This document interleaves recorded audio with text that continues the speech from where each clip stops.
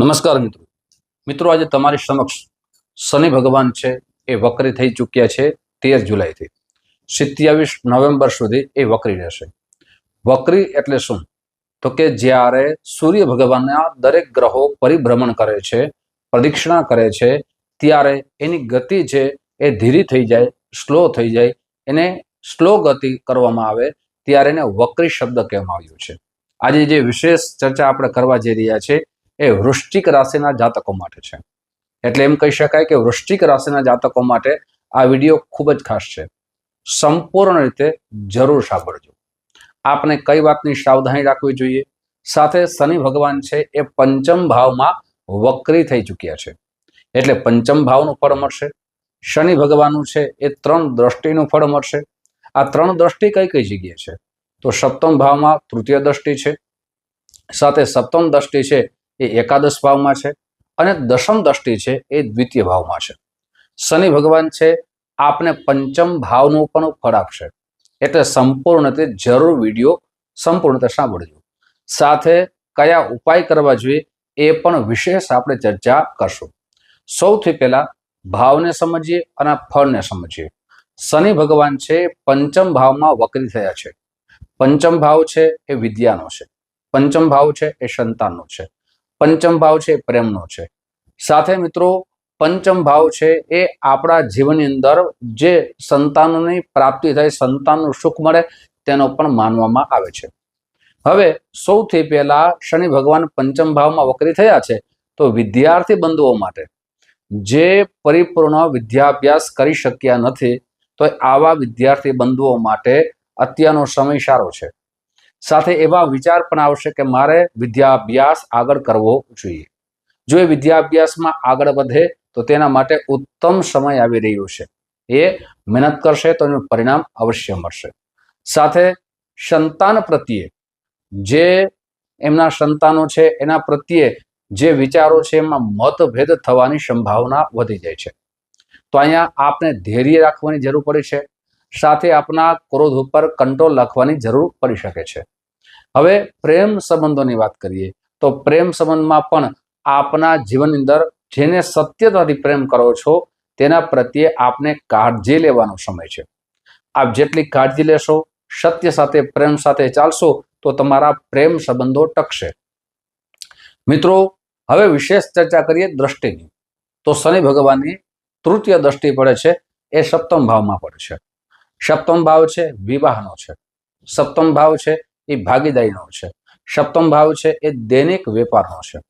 સૌથી પહેલા દ્રષ્ટિ છે એ શુભ ફળ પણ આપે અને અશુભ ફળ પણ આપે। જો તમારી જન્મકુંડળીમાં શનિ ભગવાનની સ્થિતિ સારી હશે, જેમ કે ઉચ્ચ રાશિમાં હશે, સ્વરાશિમાં હશે, શત્રુગ્રહ સાથે નહીં હોય તો તમારું વિવાહિક જીવન ઉત્તમ બનશે। જો આપની જન્મકુંડળીમાં શનિ ભગવાનની સ્થિતિ સારી નહીં હોય તો વિવાહિક જીવનની અંદર આપને ખૂબ જ કાળજી લેવાનો સમય છે, એકબીજા પ્રત્યેને સમજવાનો સમય છે, એકબીજા પ્રત્યેને સમય દેવાનો સમય છે। સાથે આપને ખાસ કરીને વિવાહિક જીવનની અંદર આપ જેટલું ક્રોધ ઉપર કંટ્રોલ રાખશો આપના માટે અનુકૂળતા બનશે। સાથે આળસનો ત્યાગ કરશો તો આપના માટે અનુકૂળતા બનશે। ભાગીદારીમાં આપને નુકસાન થવાની સંભાવના વધી જાય છે, પણ ભાગીદારીમાં આપ જેટલી કાળજી લેશો એટલું આપના જીવનમાં નુકસાનથી બચી જશો। આપના ધૈર્ય સાથે ભાગીદારીમાં આગળ વધવાનો સમય છે। દૈનિક વેપાર કરો છો તો દૈનિક વેપારમાં પણ આપનો વેપાર તો વધશે, પણ સાથે સાથે આપને વેપારની અંદર ખૂબ જ કાળજી લેવાનો સમય છે। આપ જે ખરીદારી કરતા હો, જો વેચાણ કરતા હોય તો અહીંયા ઉધારી રાખવાનો સમય નથી।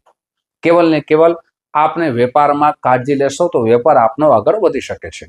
મિત્રો હવે વાત કરીએ ખાસ કરીને શનિ ભગવાનની એકાદશ દ્રષ્ટિ, એટલે કે સપ્તમ દ્રષ્ટિથી એકાદશ ભાવમાં શનિ ભગવાન જોઈ છે એની વિશેષ ચર્ચા કરીએ તે પહેલા એક નમ્ર પ્રાર્થના છે।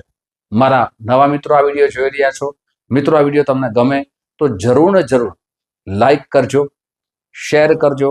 સાથે મિત્રો આ વિડીયોમાં તમારી કઈ રાશિ છે, આજે વિશેષ ચર્ચા કરીએ છીએ એ વૃશ્ચિક રાશિની ચર્ચા કરીએ છીએ। જો આપની રાશિનું નામ વધારે આવશે તો આપની રાશિનો પણ સુંદર મજાનો વિડીયો આપની સમક્ષ હું રાખીશ। અને ખાસ કરીને આપણે ચર્ચા કરીએ છીએ એ ગોચરના ગ્રહો ઉપર ચર્ચા કરીએ છીએ, સાથે ચંદ્ર રાશિના આધારો પર દરેક આપણે ચર્ચા કરીએ છીએ. જો આપને જન્મ કુંડળી વિશે જાણવું હોય, આપના શુભ ગ્રહો વિશે જાણવું હોય, આપના અશુભ ગ્રહો વિશે જાણવું હોય તો આ નંબર દેવામાં આવ્યા છે. આ નંબરમાં આપ સંપર્ક સાધી શકો છો. સંપર્ક કરવાનો સમય સવારે 10 વાગ્યાથી લઈ અને બપોરના 1 વાગ્યા સુધી છે. સાંજે 5 વાગ્યાથી લઈ અને રાત્રે 9 વાગ્યા સુધી છે. ઓનલાઈન આપને જન્મ કુંડળી બતાવવી હોય તો આ નંબર જે નંબર દેવામાં આવ્યા છે એ નંબરમાં આપનું નામ, જન્મ તારીખ, જન્મ સમય, જન્મ સ્થળ સાથે સુનિશ્ચિત દક્ષિણા મોકલી આપશો એટલે આપણે કુંડળી બનાવી અને દરેક વિશેષ ચર્ચા કરવામાં આવશે. મિત્રો, હવે વિશેષ ચર્ચા કરીએ એકાદશ ભાવની. તો એકાદશ ભાવ છે તેમને ધન ભાવ માનવામાં આવે છે. એકાદશ ભાવ છે એ મોટા ભાઈનો માનવામાં આવે છે. એકાદશ ભાવ છે એ મિત્રોનો માનવામાં આવે છે. એકાદશ ભાવ છે યશ અને કીર્તિનો માનવામાં આવે છે. એટલે ખાસ કરીને એકાદશ ભાવમાં દ્રષ્ટિ છે તો મોટા ભાઈઓનો આપને સહયોગ મળશે. માન સન્માનનો વધારો થશે, યશ કીર્તિનો વધારો થશે, પણ ધનનો વધારો પણ થશે. પણ ધન ઉપર આપને ખાસ કરીને કાળજી લેવાની જરૂર પડી શકે. લેવડ દેવડ કરતા હોય તો વિશ્વાસુ વ્યક્તિ ઉપર જ આપણે લેવડ દેવડ કરવી જોઈએ. આ સમયની અંદર શેર માર્કેટમાં પણ પૈસા રોકાણ કરતી વખતે આપને 100 વખત વિચારવું જોઈએ. સાથે આપ કોઈ પણ મિલકત, જમીન છે, મહેલ છે અથવા મોટું વાહન છે, આ ખરીદારી કરો તેના કાગળિયા બરાબર તપાસીને આગળ વધવું જોઈએ, જેનાથી આપને નુકસાન ન થાય. સાથે કોઈની વાતમાં આપને આવવું ન જોઈએ. જો કોઈ પણ મોટો નિર્ણય કરો તો આપના વડીલ, આપના ગુરુજન, આપના માતા પિતાની સલાહ લઈને આગળ વધવું જોઈએ.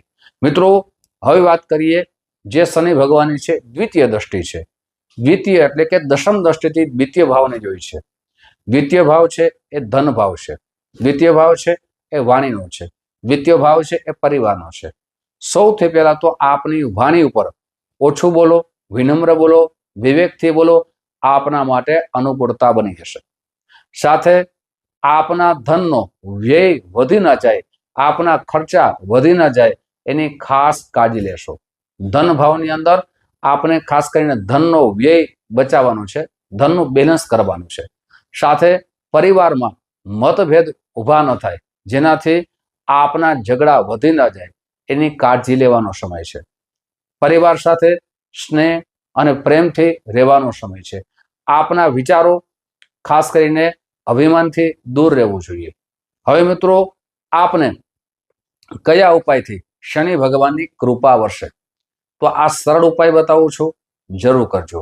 સૌથી પહેલા આપને પ્રતિ દિવસ હનુમાન ચાલીસાનો પાઠ કરો. શનિવારના દિવસે આપની યથાશક્તિ તેલ અને અન્નનું દાન કરો. સાથે મંગળવારના દિવસે આપ શનિ ચાલીસાના પાઠ કરો, પણ ક્યારે કરો? સાંજના ભાગમાં કરો. આપની જન્મ કુંડળી બતાવી મંગળનું રત્ન મૂંગા પંચાંગ કર્મ કરીને ધારણ કરો. મિત્રો, આવી જ જાણકારી તમારી સમક્ષ મૂકતો રહીશ. આપ જે પ્રેમ આપો છો એ પ્રેમ બદલ આપ સૌનો હૃદયથી ખૂબ ખૂબ આભાર વ્યક્ત કરું છું. ફરીથી મળશું. જય શ્રી કૃષ્ણ. મહાદેવ હર.